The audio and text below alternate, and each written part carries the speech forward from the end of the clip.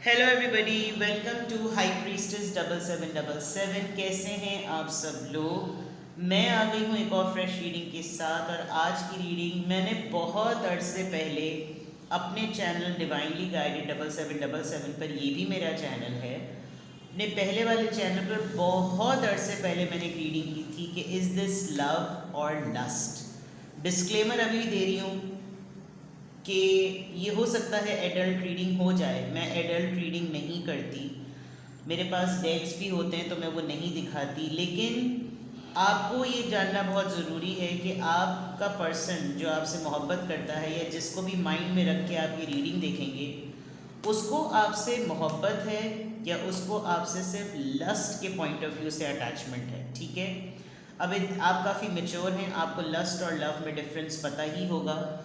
तो इसके ऊपर ये रीडिंग होगी जो कि टाइमलेस, जनरल और कलेक्टिव होगी। जब कभी भी आपकी नज़र से गुजरेगी, आपका ये उस वक्त का मैसेज होगा। मैसेज वही लीजिएगा जो लगे आपको अपनी सिचुएशन से मैच करता हुआ। टैरो में ये मैसेजेस आए हैं, सब अपने ऊपर इम्पोज मत कीजिएगा और इनकी बेसिस पर कोई फाइनल डिसीजन मत बनाइएगा। हमेशा अपनी प्राइवेट रीडिंग लें, मुझसे लें या किसी और से लें, और जब आपको तसल्ली हो जाए कि आपने तमाम इन्फॉर्मेशन गैदर कर ली, तभी आप किसी कंक्लूजन पर पहुँचें। डिस्क्रिप्शन बॉक्स में मेरा नंबर मौजूद है, साथ में सेकंड चैनल का लिंक भी मौजूद है। दोनों चैनल्स पर प्राइवेट रीडिंग लेने के लिए मेरा कॉन्टैक्ट नंबर एक ही है, और दोनों ही चैनल्स को लाइक, शेयर और सब्सक्राइब कर लें। ठीक है, रिगार्डलेस आप दोनों के रिलेशनशिप की क्या स्टेज और फेज़ है, आपको सिर्फ और सिर्फ अपने माइंड में अपने पर्सन को रखना है जिसके लिए आप ये रीडिंग देख रहे हैं। और मैं आपको ये बताऊंगी कि क्या आपका ये रिलेशनशिप लस्ट पे बेस्ड है या लव पे बेस्ड है। ठीक है, so without any further delay, is this love और lust. 5 of swords, 4 of wands, knight of wands, death. अच्छा, death card Scorpio, Aries, Leo, Sagittarius, Libra, Gemini, Aquarius and the world. आप दोनों contact में नहीं हैं। ठीक है, एक बात, ब्रेकअप सॉर्ट ऑफ आप कह सकते हैं, या आप दोनों के दरमियान ब्रेकअप वाला फेज रफा दफा हो चुका है।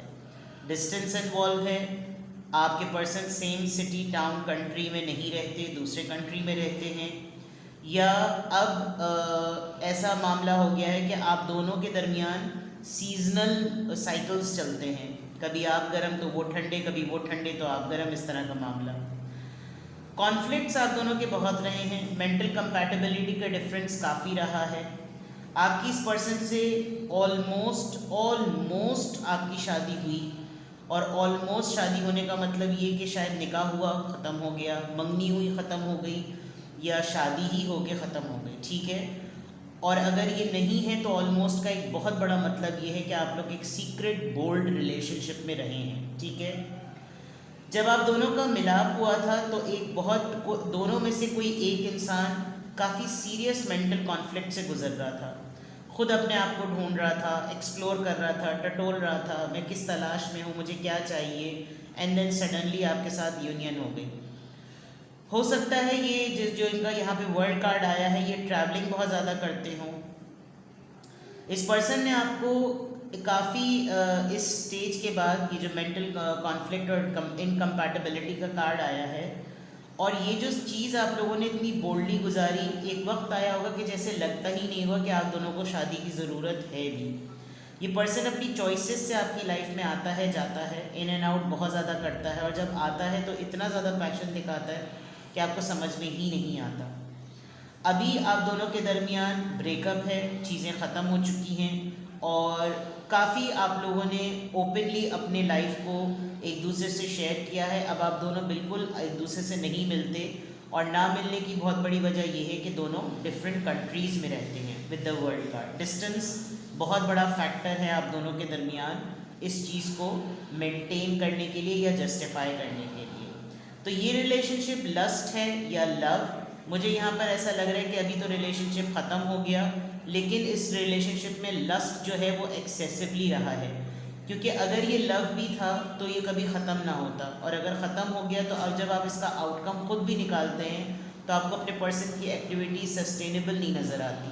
आपको लगता है ये तो पहले भी कभी नहीं थे, ये शुरू में भी कभी नहीं थे, ये अपनी चॉइसेस से आते थे, अपनी मर्ज़ी से आते थे, अपनी मर्ज़ी से जाते थे, इन्होंने कभी मुझको प्रायोरिटाइज़ किया ही नहीं। शायद इसी वजह से आप दोनों के दरमियान ये चीज़ ख़त्म हुई, और ख़त्म होने के बाद आप दोनों एक दूसरे से इतने डिस्टेंस पर आ गए कि आप दोनों को एक दूसरे की शक्ल का भी पता नहीं होता।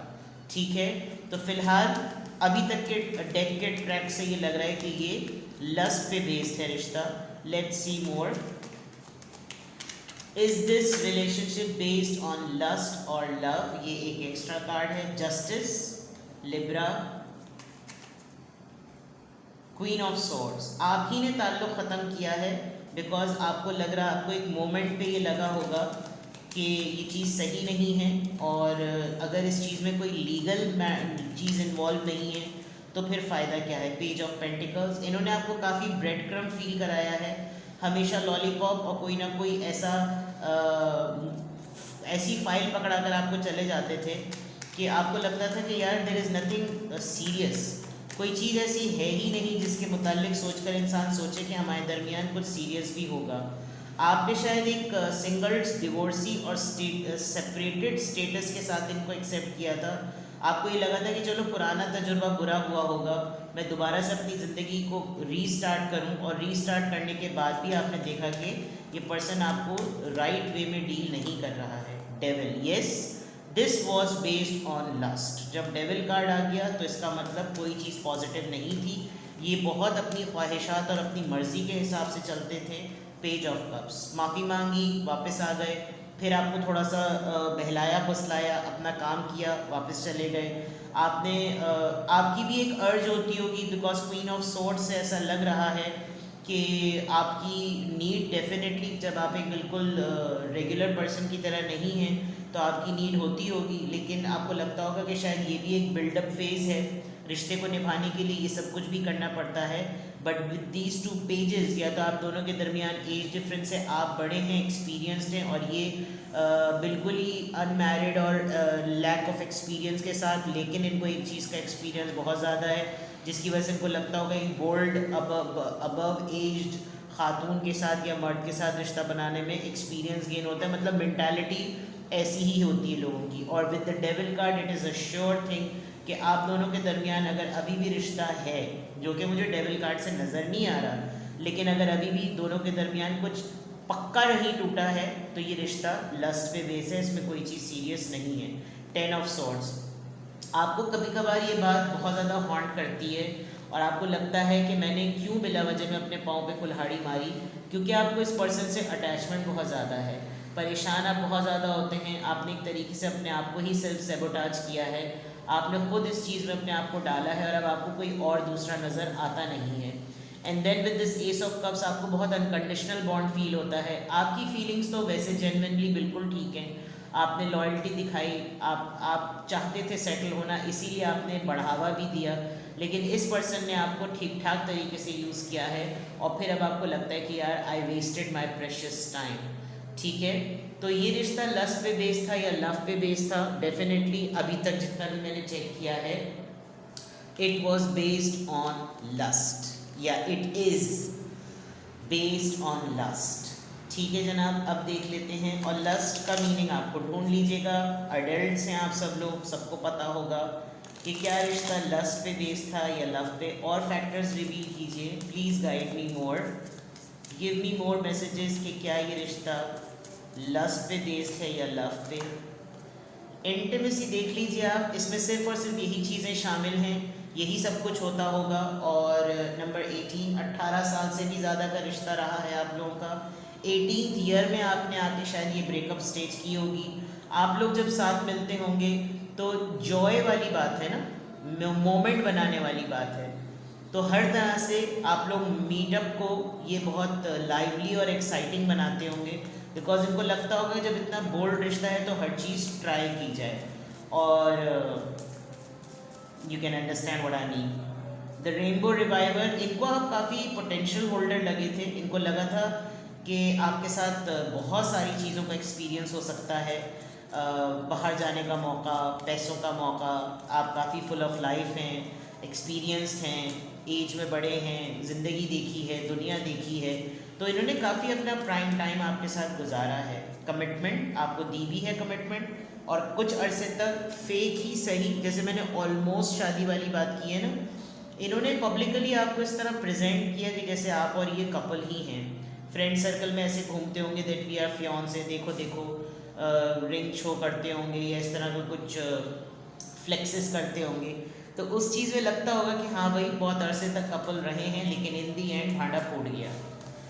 ठीक है, सेक्सुअल फ्रीडम मैंने पहले ही कह दिया था। अब ये 30 साल की एज तक आप लोग ये सब कुछ करते रहे होंगे, और ये आपको काफ़ी बोल्ड डिक्लेयर करते होंगे कि let's try, I mean there is no harm, ये भी करते हैं वो भी करते हैं, और मोहब्बत है हम लोगों को, वी आर पार्टनर्स, तो उसमें शर्माने की क्या बात है। मतलब इस तरह की चीज़ें करके आपको बहुत ज़्यादा पंप करते होंगे, जिससे ये फील हो जाता होगा कि ये जो है वो कुछ और ही करना चाह रहे हैं। पीछे अजान हो रही है और मैं अजान एक ले चुकी थी, इसीलिए मैंने पॉज किया हुआ था। जो लोग मेरी रीडिंग्स डिवाइनली गाइडेड पर देखते आए हैं वो जानते होंगे। तो अभी भी अजान हो रही है, मैं थोड़ा थम थम के बोल रही हूँ बिकॉज बाहर आए। ठीक है, तो फ़िलहाल अगर जो कार्ड्स देख रहे हैं आप लोग, उससे आपको अंदाज़ा हो गया होगा कि ये for sure this was basically totally, I must say, it's based on lust. इसमें और कुछ भी नहीं था। तो वो सब चीज़ें अगर आपको फील होती ना, तो फिर वो क्या था, तो फिर वो क्या था, वो सब कुछ एक मोमेंट की बात होती है। ठीक है ना, अगर आज आप लोग साथ हैं फिर भी कुछ फाइनलाइज नहीं हुआ, तो भी ये बहुत बड़ा इंडिकेशन है और प्रूफ है कि ये लस्ट पे बेस्ड है। और अगर अब आप लोग ब्रेकअप में हैं और सारे चीज़ें, सारे चक्रम हो चुके हैं, तो फिर तो फॉर श्योर आप इसको रिकॉल कर सकते हैं कि कभी कुछ था ही नहीं।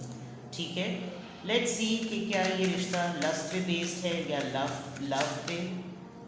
ऑब्सेसिव लवर, आपकी फीलिंग शायद कुछ ज़्यादा ही डेंजरसली टॉक्सिक हो गई थी, और ये बहुत ज़्यादा आपको बॉस करते होंगे, आपको कहीं उठने बैठने में, आने जाने में, चलने फिरने में, क्योंकि इनके साथ आपका बोल्ड रिलेशनशिप रहा है, तो इनको लगता होगा कि अगर ज़रा सा भी रिलीज़ किया तो इसने कहीं और पर भी जाकर ये चीज़ ट्राई कर लेनी है।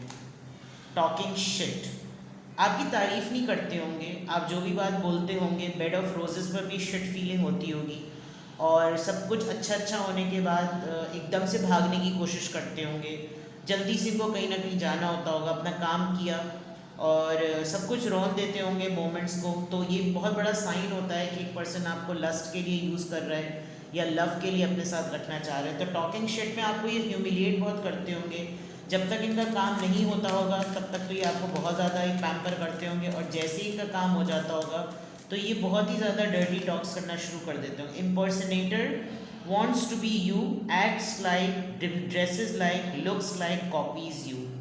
अपना इन्होंने स्टेटस बढ़ाया है। शुरू में इन्होंने आपको आपके कैलिबर पर लाने के लिए अपनी ड्रेसिंग, अपने परफ्यूम्स, अपना अटायर, अपनी लाइफस्टाइल, तमाम चीज़ें जो वो चेंज की होंगी ताकि आप इनसे फुल फ्लेज इम्प्रेस हो जाएं, और ये आपको अपने लिटरली फेक चीज़ें यानी कि कॉपी चीज़ें पहनते होंगे और शो ये करते होंगे कि डिज़ाइनर्स हैं, ताकि जो है वो आप ज़्यादा इम्प्रेस हो जाएं। और किसने देखा है भाई कि क्या रियल क्या फेक। ठीक है, फेक स्माइल्स, स्पेशली जब आप लोग गेट टुगेदर्स पर निकलते होंगे अपने फ्रेंड सर्कल के अंदर, तो ये कुछ ज़्यादा ही वहाँ पर आपको ऐसा लोगों के सामने शो कर रहे होते होंगे कि जैसे बस तुम ही हो और तुम्हारे अलावा तो कोई है ही नहीं, और ये सब, and this was all fake.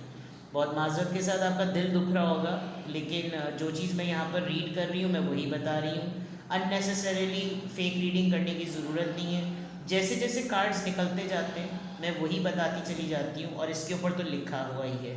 Tarot deck को तो खैर लिटरल मीनिंग से और उसके जो उसकी थ्योरी होती है उससे पढ़ना होता है, लेकिन ये जो ऑरेकल्स होते हैं इनके ऊपर तो खुद लिखा हुआ होता है। आपने तमाम चीज़ें अपनी लाइफ में एक्सपीरियंस भी की होंगी कि आपको खुद, क्योंकि अगर आप लोग इस ब्रेकअप में हैं तो अब चीज़ों को जब मैं जिस तरह रीड कर रही हूँ, अगर आप थोड़ा सा पास्ट में जाकर चेक करें तो आपको लग रहा होगा कि हाँ यही सब कुछ हुआ था या हुआ है। तो एट दिस मोमेंट जो लोग आज ये रीडिंग देख रहे हैं उनका रिलेशनशिप लव पे बिल्कुल भी बेस्ड नहीं है, और अगर आपको अभी तक अकल नहीं आई है तो प्लीज़ अकल ले आइए, क्योंकि इसमें कोई चार्म और पोटेंशियल नहीं है। ठीक है, ये थी आपकी रीडिंग। कुछ भी आपसे रेजोनेट करे मुझे कमेंट सेक्शन में बताएं और अपना बेहद ख्याल रखें। Bye bye.